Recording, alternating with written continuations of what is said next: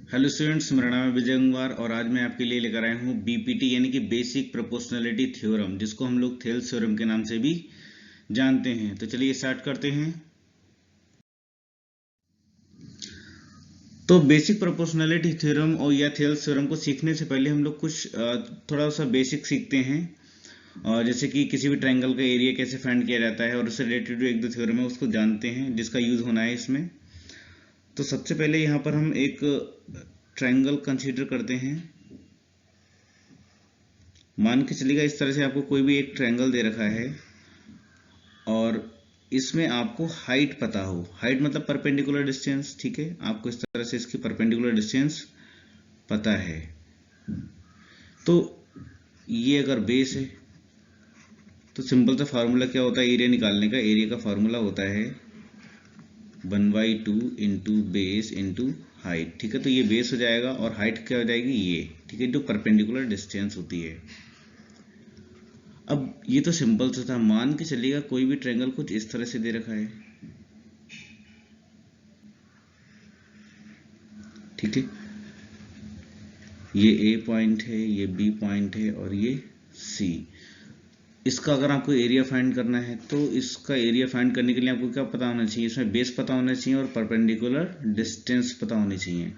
तो इसमें अगर हमने बेस ए बी को माना है, ठीक है, तो इसमें परपेंडिकुलर डिस्टेंस क्या हो सकती है? इसमें जो परपेंडिकुलर डिस्टेंस पॉइंट से यहाँ पर एक परपेंडिकुलर लाइन आएगी, ठीक है।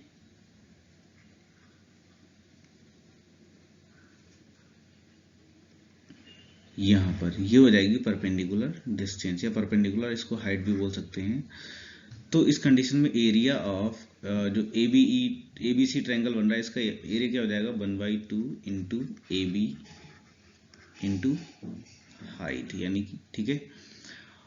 तो यहाँ पर ये जो परपेंडिकुलर डिस्टेंस होती है इसका ये मैटर नहीं करता, ये ट्रायंगल के अंदर ही एग्जिस्ट करती है, बाहर भी हो सकती है, ठीक है। तो ये इस थ्योरम में यूज होगी, इसीलिए मैंने यहाँ पर आपको बता दिया है। साथ ही साथ आपको ये पता होना चाहिए कि आपने शायद एक थ्योरम पढ़ी हो, जो मैं आपको याद दिला दूं कि दो पैरेलल लाइन के बीच में अगर ट्रायंगल्स होते हैं, जैसे मान चलो ये दो पैरेलल लाइन है। अब ये जो नीचे वाली पैरेलल लाइन है यहाँ पर, इसका नाम ले लो यहाँ पर ए बी, ठीक है। अब यहाँ पर मैं दो ट्रायंगल ड्रॉ कर रहा हूँ। एक ट्रायंगल हमारा ये हो गया, ठीक है, ए बी पॉइंट पर, और दूसरा ट्रायंगल हम मान के चलेगा ये ले लो, ये वाला डी और सी। तो area of A B C जो होगा वो area of A B D के बराबर होगा। क्यों होगा? क्योंकि ये थ्योरम ये कहती है कि अगर दो ट्रायंगल सेम पैरेलल लाइन के बीच में लाई करते हैं, तो ये दोनों क्या है? पैरेलल, सेम पैरेलल लाइन है, इन दोनों के बीच में दोनों ट्रायंगल लाई कर रहे हैं और दोनों का बेस भी क्या हो? सेम हो। तो दोनों का सेम बेस यहाँ पर क्या है? ए बी, ठीक है। तब उस कंडीशन में दोनों ट्रायंगल का एरिया क्या होता है? हमेशा सेम होता है, ठीक है। तो अब हम लोग स्टार्ट करते हैं। थेल्स थ्योरम बताती है कि if a line drawn parallel to one side of a triangle, यानी कि ट्रायंगल की किसी भी एक साइड के पैरेलल अगर हम कोई भी लाइन ड्रॉ करते हैं तो ट्रायंगल की बाकी दोनों लाइनों को वो किसी पॉइंट पर इंटरसेक्ट करती है। और तो यहाँ पर होता क्या है कि जिन दो साइड को वो अलग अलग पॉइंट्स पर उसने इंटरसेक्ट किया है, तो ये दोनों साइड्स को डिवाइड करेगी सेम रेशियो में। यानी कि एक ट्रायंगल के अंदर जो हम पैरेलल लाइन ड्रॉ करते हैं वो पैरेलल लाइन ट्रायंगल की अदर टू साइड को इक्वल रेशियो में डिवाइड करती है। इसको समझते हैं। तो सबसे पहले हमें क्या करना है? यहाँ पर एक ट्रायंगल बनाना है, ठीक है। एक ट्रायंगल बनाना है बड़ा सा, और इसका नाम है इस ट्रायंगल का ए बी सी। और ये जो साइड बी सी है इसके पैरेलल हम यहाँ पर एक लाइन ड्रॉ करेंगे, ठीक है। लाइन हम लोग ड्रॉ करेंगे और इसका नाम रखेंगे डी ई, ठीक है। यहाँ पर जो डी ई है ये पैरेलल हो जाएगा बी सी के। अब यहाँ पर करना क्या है? जो पॉइंट डी है इसको मिला देना है हमें पॉइंट सी से, और जो बी पॉइंट है इसको मिला देना है पॉइंट ई से। और हमें दो परपेंडिकुलर ड्रॉ करने हैं, एक डी एम जो कि परपेंडिकुलर होगा, और दूसरा परपेंडिकुलर हमें ड्रॉ करना है एन ई, ये पॉइंट हमारा हो जाएगा एन, और ये भी क्या है, परपेंडिकुलर लाइन है। तो इस ट्रायंगल में हमें क्या करना है कि ये जो DE लाइन है ये BC के पैरेलल है, तो ये प्रूव करना है कि जो DE लाइन है ये AB लाइन को और AC लाइन को दो इक्वल पार्ट्स में डिवाइड करती है, मतलब सेम रेशियो में ये डिवाइड करती है, ठीक है, सेम रेशियो में डिवाइड करेगी। तो अब वो सेम रेशियो क्या होगा यहाँ पर प्रूफ में, देखो क्या है, AD upon DB equal to AE upon EC, यानी कि A से लेकर के D तक और D से लेकर के B तक, यानी कि इन दोनों का रेशियो और AE और EC का रेशियो क्या होना चाहिए, सेम होना चाहिए, ये हमें प्रूव करना है। तो चलिए स्टार्ट करते हैं। तो सबसे पहले हम लोग यहाँ पर निकालेंगे एरिया ऑफ ट्रायंगल ADE। तो एरिया ऑफ ADE, ADE क्या है, एक ट्रायंगल है, इसका एरिया निकालना है। तो इसका एरिया कैसे निकालेंगे, 1/2 इंटू बेस इंटू हाइट, ठीक है। तो 1/2, इसका बेस कितना हो जाएगा, ADE में बेस हो जाएगा हमारा AD, ठीक है, बेस AD हो जाएगा, और हाइट क्या हो जाएगी, NE। ये जो NE है ये क्या है, परपेंडिकुलर है AD के, तो AD हमारा बेस हो जाएगा और NE क्या हो जाएगा, परपेंडिकुलर हो जाएगा, ठीक है। उसी तरह से अब हम निकालेंगे area of BDE, area of BDE, इसके एरिया निकालेंगे तो फिर वही formula 1/2 into base into height. तो यहाँ पर 1/2 हो गया, बेस कितना है हमारा, बेस हो जाएगा BDE, इसमें क्या है, जो बेस है वो हमारा हो जाएगा BD। अब इसमें बात करते हैं हाइट की। तो ये ट्रायंगल आपको सीधा सीधा तो दिख नहीं रहा है, तो इसमें जो हाइट है वो क्या हो जाएगी, ये जो NE है ये NE किसकी तरह काम करेगी, हाइट की तरह। हालांकि ये इस ट्रायंगल के अंदर नहीं है, ये इस ट्रायंगल के बाहर है, लेकिन ये है तो इस ट्रायंगल की हाइट ही जैसा, इसीलिए मैंने आपको प्रीवियस स्लाइड में ये बताया था, ठीक है। तो यहाँ पर जो हाइट है वो हम क्या लेंगे, NE लेंगे,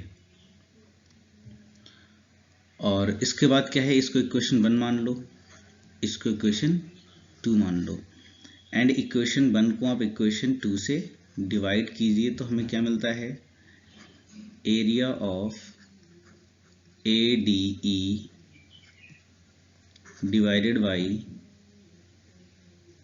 एरिया ऑफ BDE, ठीक है। तो यहाँ से क्या मिलेगा हमें, तो एरिया ऑफ ADE जो है 1/2 into AD into NE divided by 1/2 into BD into NE, ठीक है। NE से NE कट जाएगा, 1/2 से 1/2 कट जाएगा, तो हमारा क्या जाएगा, AD अपॉन BD, ठीक है। ये हो जाएगी हमारी इक्वेशन 3। इसके बाद हम लोग फाइंड करते हैं area of, again area of ADE, लेकिन इस बार जब हम ADE का एरिया निकालेंगे तो हम बेस किसको मानेंगे, A से लेकर के E, यानी कि जो AE है इसको बेस मानेंगे। अब अगर इसको बेस मानेंगे तो हमारी परपेंडिकुलर हाइट क्या हो जाएगी, वो हो जाएगी DM, ठीक है। तो DM हमारी क्या हो जाएगी, हाइट हो जाएगी, और AE क्या है, बेस हो जाएगा। तो इस बार निकालने के लिए 1/2, और बेस की जगह पर क्या रखेंगे हम, AE, और हाइट की जगह पर क्या रखेंगे, हाइट की जगह पर हो जाएगा DM, ठीक है। ये इक्वेशन हो जाएगी हमारी 4। और इसी तरह से निकालेंगे हम area of CDE, area of CDE, तो 1/2 इंटू बेस इंटू हाइट, तो बेस की जगह पे क्या हो जाएगा, EC, और हाइट की जगह पे क्या हो जाएगा, ये जो ट्रायंगल है DEC या CDE जिसको हम बोल रहे हैं, ये वाला ट्रायंगल, ये CDE, तो इस ट्रायंगल की जो हाइट है वो क्या हो जाएगी, ये वाली, ठीक है, DM। तो यहाँ पर भी क्या रखेंगे, DM रख देंगे हम, और ये हो जाएगी इक्वेशन 5। अब हमें करना क्या है, इक्वेशन 4 को डिवाइड करना है इक्वेशन 5 से। क्या मिलेगा हमें यहाँ पर, तो area of ADE divided by area of CDE equal to 1/2 into AE into DM divided by 1/2 into E C into D M, D M से डी एम कट जाएगा, 1/2 से 1/2 कट जाएगा, तो फाइनली हमें यहाँ पर क्या मिलेगा, ए ई अपॉन ई सी। ठीक है, ये हो जाएगी हमारी इक्वेशन 6। जो हमारी इक्वेशन 6 है वो क्या आई है, area of A D E divided by area of C D E equal to A E upon E C. ठीक है, इसको इक्वेशन हमारी ये क्या है, 6 है। अब हमें पता है जो ट्रायंगल बी डी ई है और जो ट्रायंगल सी डी ई है ये सेम बेस पर लाई करते हैं, तो lie at the same base BC and between the same parallels, मतलब सेम पैरेलल लाइंस के बीच में लाई कर रहे हैं, तो इनका एरिया क्या होगा, सेम होगा, यानी कि area of C D E equal to area of B D E, दोनों के एरिया क्या होंगे, सेम होंगे। तो जो इक्वेशन 6 है उसमें हम क्या करेंगे, जो area of C D E है इसकी जगह क्या लिख देंगे, area of B D E, तो ये हो जाएगा हमारा area of ADE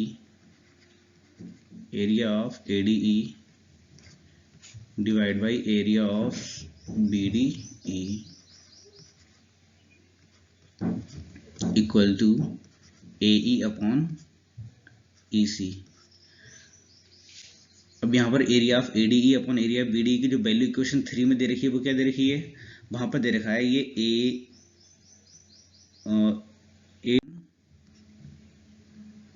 AD upon DB, ठीक है, equal to AE upon EC। यहाँ पर लिख देंगे हम फ्रॉम इक्वेशन 3, और इस तरह से हमारी ये जो इक्वेशन है ये क्या होती है, प्रूव हो जाती है। Thanks for watching. If you like it, please share the video and subscribe my YouTube channel. Thank you.